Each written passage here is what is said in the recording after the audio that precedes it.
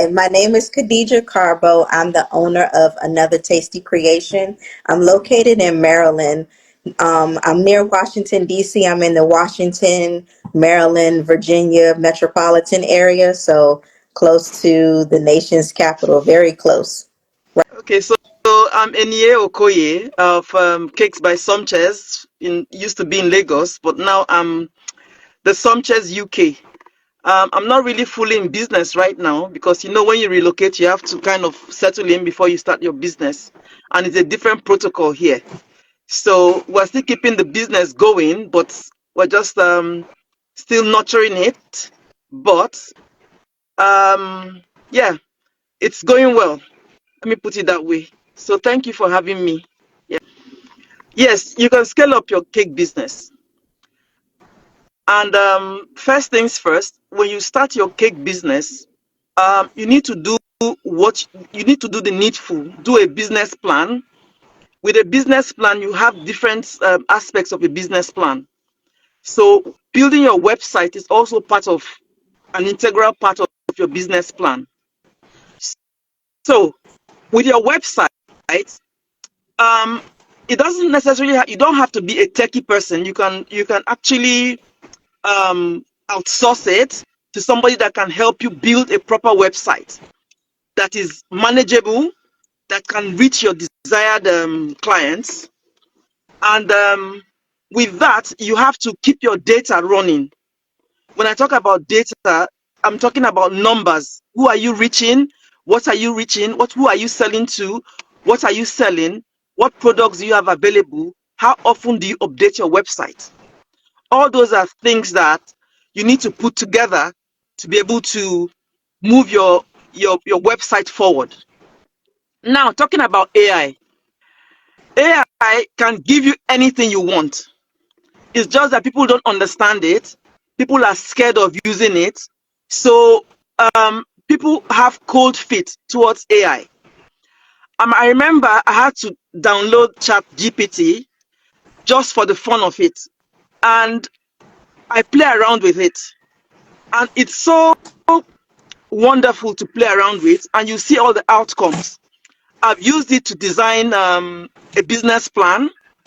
And it literally tells you how your business, the different aspects of your business, and what you can do. It tells you how many cakes you can produce and when you can break even. It suggests all those things to you. So at the end of the day, it's what you want it to do for you. You just ask it. You just ask AI, and AI will do all sorts of things for you. So I think the first thing is that most people are scared. They're scared of using AI because they don't really know what it is. And with us Nigerians, we're always scared of tech. We're scared of what we don't know. So for me, I think I venture into it not because I'm scared of it, but I decided to look at it to see what's this thing about. And I played around with it. And the funniest thing is that it's fun to play with because you get ideas. You can use it around your local area. You can ask it, what kind of cakes can I sell in this location? And it will give you an idea of what you can do. It's working with data, basically. So it analyzes data from a location and tells you what you want to hear. Whether you want to use it is up to you. I think I'll stop there for now. Okay, so unfortunately, I don't think we are actually right to use the website for cake orders. Most people would rather use Instagram, use WhatsApp, because it looks like I'm in touch with the person, unlike website that it looks so distant. Let me put it that way. And people have trust issues.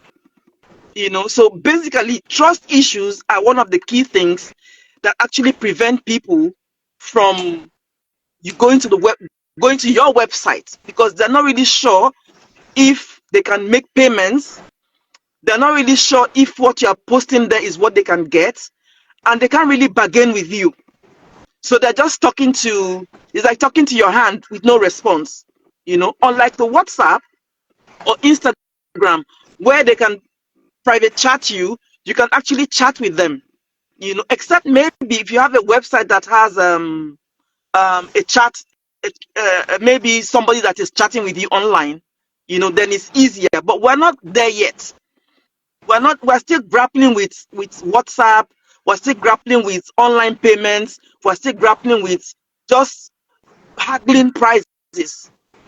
Now, I also tell bakers, I said, one thing you have to do, even when you're working with Instagram or with WhatsApp, you have to have a price list to go past the daily haggling. So if you have a price list, you're able to direct people to that price list, and it kind of reduces your talking time. So when they see the price, they see the offers you have, it limits what they want to tell you because the price is already there. So let's say, for instance, I'm running a promo for now, yeah, and I put my prices. You see my prices, and I say, okay, for this month, Mother's Day, you have 5%, 10% discount if you order X amount of stuff. It's there.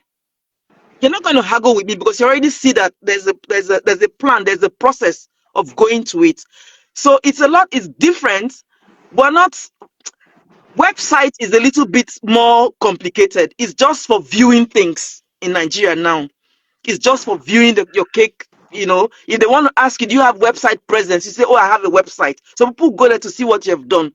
Hardly, maybe 15%, 25% will order, but most people wouldn't. A lot of people are like, well, they're not sure, so they won't order. So everything has to do with trust. It has to do with understanding. It has to do with what am I comfortable with. So you can build a website, you can do all sorts of things on your website, but it is difficult to direct traffic there because we're not there yet. That's the reason. But if your business, for some people who have been using it, they get attraction from it, so they go with it. So if you're not used to it, it becomes very hard to have a website and expect things to just happen organically. It's different. So most people thrive on WhatsApp, like I said, and Instagram and other social, Facebook sometimes. So that's where they will go. That's their go-to areas for cake orders. Mhm. So a lot of times we build these websites, we don't even know how to manage it. We don't update it. We don't more or less we don't update it. So it's not functional. Sometimes the website is just there. There's no payment portal. Yes. So there's no payment portal, you know. So at the end of the day, you have a website, but you really don't even understand what the website is supposed to do for you. So you have to have an understanding first before you know what you want from your website. Then you now tell your website developer to develop it to this particular way. So if I have a website, for instance, that doesn't have a payment portal, I can't use it for any payment. So people just go there, they browse what I have, they see what I have there, and they call me. But if I have a portal that is functional, if I have a portal that has all my cakes, all the prices, all the little things that need to make it work, and I have a payment portal, all I need to go is to go to that website, click the cake I want, click the design, click the size, click everything, and add to my basket, and I pay. And the order comes straight to me, and I see the interface. I see it. Oh, somebody has ordered. So once people know that you can order from my website, they tell you, oh, just go to our website, you can order from it. People will be telling other clients to go to the website. You don't even need to say it all the time. So that also helps. So if you have a functional website, not just a catalog. So whatever you're telling your developer to do for you is to do your catalog, the way to order, and a payment portal. So when they build it for you, you keep trying it, keep forwarding it to somebody, forward it to your clients, and with time, they will get used to ordering cakes from you online, from your website. So until we get to that functionality, it's going to be hard. Okay, so I spoke on that a little earlier with the AI tools. It can help you to develop a design, especially for a client that's not totally sure what they want in their cake.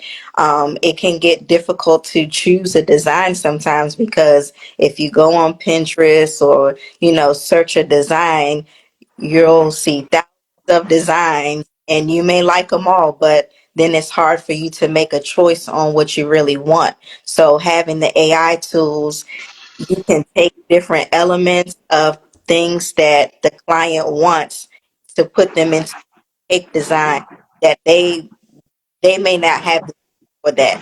But in the AI tools, put that together to come up with one design that the client can agree on, and it will incorporate all of the design elements that they liked of several different cakes into one cake. Having AI for customer support is very important, especially for a person like myself. I am a home baker and I'm a one woman show. So I have to do customer service, I have to bake, I have to design, I have to have consultation with my client. So having with the customer support take away some of the time that I need to maybe answer um, general questions that clients may have. It also helps with scheduling and things like that to take away some of the time that I need to do other things that are more hands on. With you, but everything has to do with trust. Let me put it this way. Um, I I had a client that I'd never met for almost 3 years. I was baking for him. I never met him until one day he said he was around my area. So I said, okay, I'd like to meet you. Yeah. Everything has to do with trust.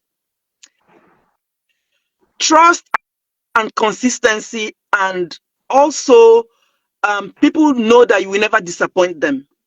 Those are the key things that make a website work.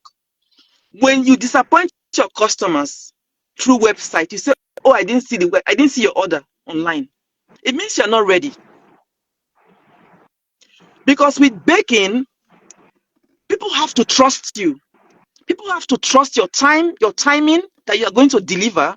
They want to trust the fact that if I order this thing, this person is my cake designer is going to see it and is going to deliver promptly.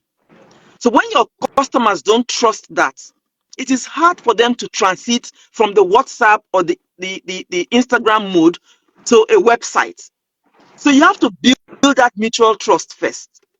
So until we get to that point where I trust you to see your website, to see the orders that come to your website, and you respond to it, then we can make that shift. For as long as we can't do that, or for as long as it is difficult for us to make that shift, it is hard for somebody to order something from a website. Look at Amazon. I don't know who has Amazon, for instance, but I order stuff from Amazon every day and I get it. It has to do with trust. If I don't go to my website to see orders, how do I respond to people who make orders on website? So we have to educate ourselves on how to use a website to make orders, not just a catalog. Until we understand that we can actually use it to scale up our business, then we'll have a different mindset. Because even in the UK here, no, let me leave UK alone. I remember a long time ago when we had this cake mall. They had cake mall. They even had the GTB marketplace. Yeah, those were channels where vendors could display stuff and you order things and you deliver. It was working very well because when you have a store on GTB marketplace, you have the interface. So you see when orders come in, you see the timeline, and you send your orders or you deliver. It was working very, very well until one time when you had hackers went there and they were sending all sorts of porn stuff. then the marketplace went down. So those are things that they are workable if we put our minds to it. They can do wonders for your business, but you have to just keep trying. You have to keep sending it to your customers. You have to keep telling your clients, direct them, signpost them to your website. And if they know that that's how you do your business, they will align. But for as long as they don't know, they will keep using the other method. Even with a price list, I'll make you laugh. I went to the hairdresser one day and I said, how much will it cost me to make this style of hair? She just gave me their price list. Yeah? A lot of bakers don't have price lists. A lot of bakers don't have price lists. So you have to go through haggling. Oh, is this? Oh, I can pay this. Oh, I can pay that. You keep going. So as soon as I saw that, I said to myself, I'm going to create a I'm going to create a price list. Once you call me for a cake, I just send you my price list. Pick what you want. Is that what you want? Yes, this is what I want. Okay, payment confirms your order. If you don't pay, I don't do your job. So now people don't ask me to, I don't talk to people about prices. I just send you my price list. And everybody, they know, okay, this is how this person does their business. So that's how it works. So if you have to signpost people to your website. Once you keep doing that, people will continue to come. And they know that you are reliable, you are trustworthy, you are going to deliver as when you posted that order. So they trust you and they will come to your website. But until you get to that point, you have to keep sticking to WhatsApp. Data. You have to log your data and analyze your data. And everything has to do with what you're putting in and what you're getting out. There are lots of cake software that, when you buy the software, you install it. When you order your cakes, or when you do your inventory and all that, you put all those inputs in that software. At the end of the month, it will generate a report for you. It can tell you how many meat pies you've made in the month. It will tell you how many 8 inches cakes you've made in the month. It will tell you how many wedding cakes you've made. As far as you give it the data to put in, it will definitely generate that report. And when it generates the report for you, you're able to look at it and tell yourself, because they're very simple tools. You see a pie chart. You see 80% is cupcakes, 5% is 8 inches cake, 2% is 10 inches cake. You now know what you that basic thing tells you what you should develop, which item you should create more. Of course, it's the cupcakes.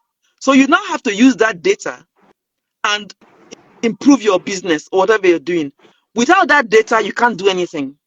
Without putting anything in, even if you are writing it down, if you plot it on a chart, it will tell you what you have to do. So a lot of times, I don't think a lot of us are focused on those things.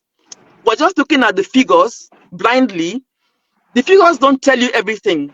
For all you know, you can be making 2-3 million a month, but if you analyze it the way you're supposed to analyze it, you find out that you're not really making profit. You're not making profit because you're not doing what you're supposed to be doing properly. So you have to go back and analyze your data, analyze your figures. Then it will give you a spreadsheet. You now know what you're doing. If you don't do that, you're wasting your time. And a lot of us don't have time for that. We do our businesses blindly until we understand that economics, business, and all that works with your cake business. We will not move further.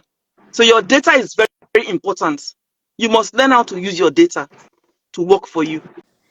Technology plays an important role so that just as my sister said, my UK sister, analyzing your data to see what it is that you do the most of. It also can help with cost of your supply and ingredient need, because sometimes, like she said, going blindly into a business, You just buy stuff because you see it and you think that you need it, and you end up wasting a lot of money. But having the technology to see what you need, how much you use, when you need to use it, and things like that will help you a great deal in knowing what you need to order, when you need to order, what you need to get rid of.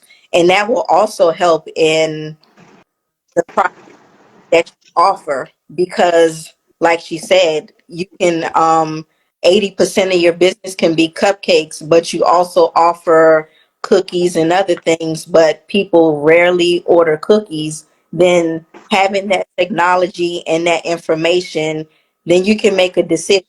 Maybe I no longer need to offer this anymore because I'm not making any money on it.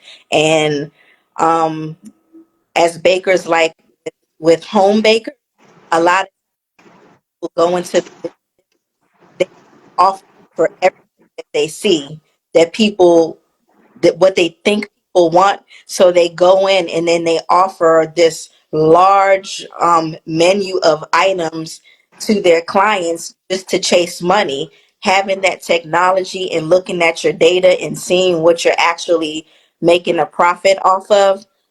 Me, for my, I only focus on a small things that I offer. I'm doing very well in my business and doing that instead of trying to chase doing everything. So when people come to me and they ask for things that I don't offer in my business, I can refer them to other people in my area who do offer that, because there's plenty of money out here for everyone to make. I don't have to chase everything to, tire myself out, because, oh, this person wants this. Let me learn how to do this and make that. It's very time consuming, and, it can tire you out fast. And people who do that early on in business, they get so overwhelmed that they don't last long because they're tired.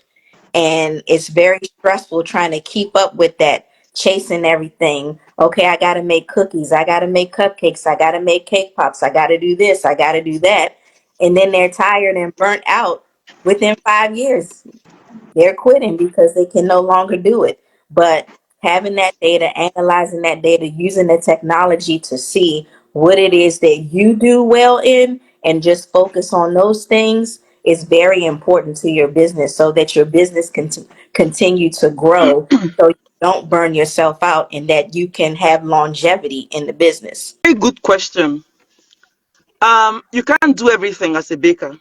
Mhm. There are some there are some skills that a lot of us have differently. Yeah, we have been endowed with different skills, and you can't be jack of all trade and master nothing. Yeah. So if I have a cake that I have to construct, for instance, I'm not going to do it myself.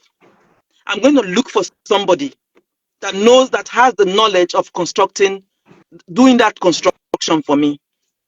The same thing with modeling. If I need to model somebody's face, I will go to who knows how to model. Yeah.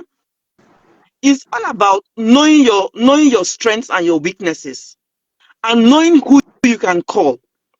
Unfortunately, bakers always compete with each other. They don't understand that they can synergize, Mhm. they can come together, they can work together. It doesn't matter, because we all have different things we are bringing to the table. I bake very well. I can do baking very well.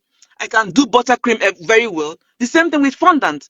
But sometimes you are overwhelmed. So you have to say, okay, my sister, come and take this part and do this part, because I know you can do it very well. It's not about competition. We can't compete with everybody. Mhm. We have to come together, understand our different skills, and use it to work to our advantage, until we get to that point of understanding that we're not against each other. We're doing this to work towards a goal. Then we're able to collaborate with others. Until that time, it is going to be competition, competition, competition. So I would suggest that most bakers harness your skills and collaborate with others. If you can't do the job, outsource it. If you're not available, outsource the job. It doesn't take anything out of you. Mhm. Instead, it brings you more, it brings more value to your business because people know that this person can outsource X and Y and they make their services available to you. So it's not about competition all the time. We can synergize positively. We can compete positively without being fighting each other. Mhm. Yeah, we can do that. Okay. Okay. Before I move a bit to, let me ask you this question because we are about to wrap up the live section. We have only 13 minutes left. How can custom cake business owners develop effective marketing strategy, effective marketing stand to reach new customers and increase brand awareness? Should I go? Should I answer? Yes, yes, yes, yes, you are good to go. Okay, so everybody has a niche. It's called a niche market. So if people know that you make custom cakes, for instance, they will definitely come to you because they know that you can customize whatever you want. If you're making cakes for everybody, yeah, people will come to you because you make cakes for everybody. Somebody that wants a customized cake will not come to you. Yeah. So when I came to the UK, I had to understudy the way they bake here. And I realized that people don't make more than 2 cake sizes or 3 cake sizes max. Yeah. And in that space, you define what you are doing. You define your market. And your cakes, if you say your cakes are £10, for instance, people who want to buy £10 cake will come to you because they know that that's what you're offering. But if I'm offering a bespoke cake, a handmade cake from the scratch, customized, that's what I'm going to advertise in my website, or that's what I'm going to advertise in my WhatsApp or my Instagram. And people that are looking for such cakes will come to you. If I'm doing eggless cake, for instance, that's all I'll advertise. So you have to understand what you can do and how you can do it and present that to your clients. Until you do that, everybody and anybody will come for different things to you because you haven't defined that thing that is specific to you. So that is supposed to be your niche market. Since I came to London, I hardly do fondant cakes. So I kind of diversified. I kind of changed my way of doing cakes. So now I will do buttercream and ganache. So that's all I advertise. I don't advertise fondant cakes because I don't need the stress. So people know that this is what you do and they identify with you on that thing. So any other thing that they're asking, maybe it's just by the way. But custom cakes, if that's what you're doing, that's what you have to present to your clients and follow it up. And they will come to you for custom cakes. They won't come to you for something that is just a 10 inches regular cake. They won't come to you for that. So I think that's the way it works. The advantages of working on your niche is that you don't burn yourself out. You just focus on what you're good at and develop that talent and grow. People will come to you because they know that's what you do, and also they will refer others to you as well. I would say 80% of my business referrals and repeat customers because they know I make custom cakes. So they continue to come back. They refer people. Some people don't even want to refer me because they want to keep me all to themselves. But then they understand that I'm in the business. So go ahead and they refer me. But just working on a niche of what you do will, you also work-life balance.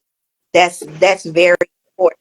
As a baker, some people just expect that You just bake all the time that you're available, that they can call you at the last minute because you just have cake sitting around waiting for somebody to call you. Me as a custom baker, I don't do that. People know that you can't call me last minute because everything is custom made. I don't bake ahead of time and just keep stuff so that if someone calls me today at 2 o'clock and needs a cake at 5 o'clock, I can have it ready for them. Working on your niche, people will know you, and you perfect your craft, and you'll always continuously advance your skills and your knowledge in what you do.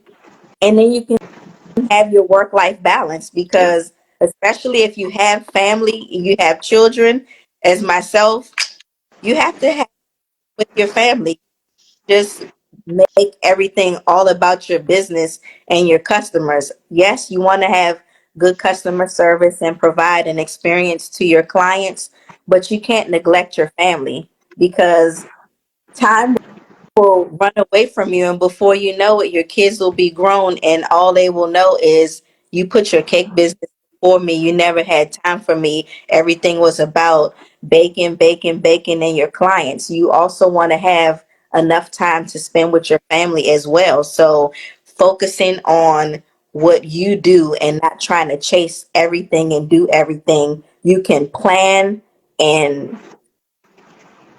you can plan your schedule ahead so that you can have everything done before your order is due and still have the time to do what you need to do for yourself as well. That's very important. Self care. It's on my shirt. Self care is very important, but you also need to have time with your family and loved ones as well. So, doing that is very important so that you can have a balance and not just all about business and cake. Sometimes it can be competitive, but not every baker is like that. There are some bakers that are on this session right now that I collaborate with. They refer clients to me when it's things that they cannot do, or they don't have the time to do, or that's not something that they do. And I refer as well. So recently I had a customer who reached out to me, was a referral from the client, and to she's doing the 70th birthday party for one of their family members. We talked about the design and everything. I sent her my quote. She agreed on the price. And before we move forward, I forgot that the time that they needed for this event, I'm going to be out of the country on vacation. So, what I did was I reached out to other bakers in my area so that they could help this client with her event needs. So that's something that you also, that goes to show good customer service. Even though I wasn't able to prepare the order for this client, I was able to connect her with another baker in the area that's just as talented as I am to do the order. I have a network of bakers that I work with that I refer clients to. Whether it's a cake, we all do the same thing. You have some that do custom cookies. That's something that I don't do, and I refer them out. And the same thing here, when people can't do an order, or they're booked, or they're busy or unavailable, then they reach out to me. When I was ill, I was able to reach out to another baker, and they were able to fulfill the order for my client. And that client remained a customer of mine. And I have other bakers who refer clients to me, and they're still clients of mine till this day. So they have options, and you have people who, they love you so much they don't want to go to anyone else, but they know if you're not available, they have another person that they can go to. So here in this area, it's sometimes competitive, but you have people who are open and willing to help more than anything. So that's very important, and I love that about this area because there's enough business to go around for everyone. Okay, first of all, you can't do everything. You can't be a jack of all trade and master of nothing. So you have to decide what you want to do. So when I came here the first time, I had to go to people's websites to see what they're doing and how they're doing it. And I found out that most people who do buttercream, they don't do fondant. Most people who do big cakes, wedding cakes, they do only wedding cakes. They don't do birthday cakes. Most people who do birthday cakes don't do weddings. For some people, they have selected sizes that they do, you know. So let's say if I have a wedding cake, for instance, and it's a very big wedding cake, I'm probably going to find somebody that would do it. Yeah. So basically, you have to know what you are capable of doing. You can't do everything because here you're working alone. You can't do everything. So you have to figure out which direction should I position myself and follow that position. You know, Nigeria, we can do literally everything because we have labor, we have everything. So labor is cheap. Here I charge per hour. But aside from my cost of ingredients, I will charge you per hour.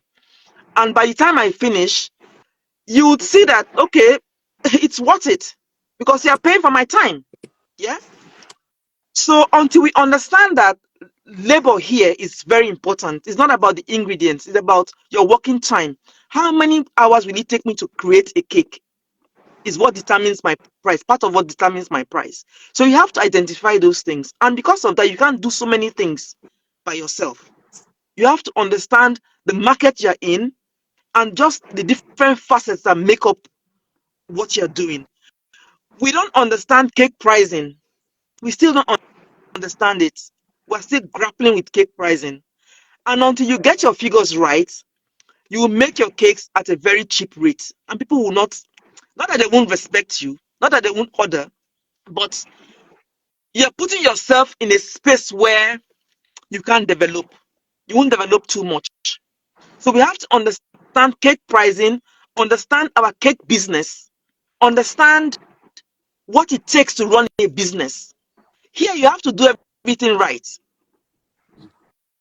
If you don't do it right, the tax master will come, and by the time they take your tax, you finish paying tax, you don't have anything left. So you have to do things right, you know. So there are lots of things that we actually take for granted in Nigeria, unfortunately. But here you tend to do it properly. You tend to do all the things you need to do to run a proper cake business. So that's the big difference. You know, Nigeria, you can do what you like, you can behave the way you like. You know, you don't not that you don't care, but you care, but not as much as you worry here. You know, here you can't be doing food without health and safety food certificate or food safety certificate. You can't try it. If anything happens, they will come for you. So you have to know all those things and know how to go about it. So that's the big difference between working here and baking in Nigeria. So that's the big difference. And bakers in Nigeria need to also learn how to know what it takes to run a cake business. It's not just I'm baking from my kitchen so I can just do things the way I like. You need to know how to manage things. You need to know how to work with people. You need to know how to collaborate. You need to know how to make a business plan, how to use your numbers to work for you. I think until we get to that point, it will be business as usual. Before I go, it was great to um, to be on hosting with my sister from the UK. She came with a lot of knowledge and experience that she spoke of, things that I can take into consideration if I move to another area. So she came with a lot of knowledge. Yeah, I was very impressed, and I will definitely be following her. Baker's TV show, I thank you for hosting me and having me on. And I like the segment. I like the questions. I learned a lot, as you know, as well as presenting what I knew as well. So I am following you, and I look forward to the next topic that you have. I'm definitely when I come to Maryland, I'm going to look for you. So watch out for that space. It was nice being a co-host with you. Yes. I really learned a lot from you as well. And hopefully, when I visit, I'll check you out. I'll actually chat with you before I come so that you expect me. Okay. Yeah? All Yeah. right. Um, for the show, It's amazing. I pray that you continue to do what you're doing. I Amen. pray that this segment or the segments you've done before and the ones you're going to do in future will reach out to bakers who really, really understand what it entails to run a cake business, because it's really not easy. And to be in business for a long time, it needs a lot of work. You need a lot of updates. You have to update yourself. You have to, you have to keep at it. If you don't keep at it, if you don't follow the trend, if you don't understand the trend, you're going to be booted out of the business. So keep it going. Keep up the good job. Thank you for having me.